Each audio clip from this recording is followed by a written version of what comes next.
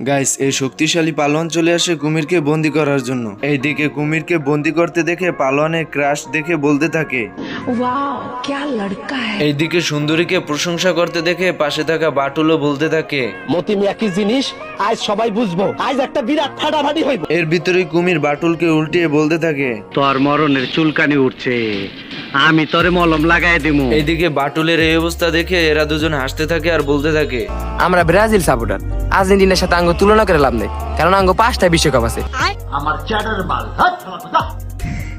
এইদিকে সুন্দরী বাঘের খপ্পরে পড়ে যায়। এসব দেখে পালোয়ান লোহার স্যুট পরে সুন্দরীকে বাঁচানোর জন্য চলে যায়।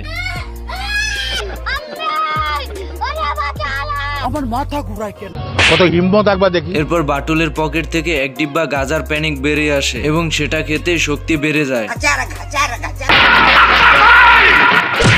মাথায় নষ্ট মামা।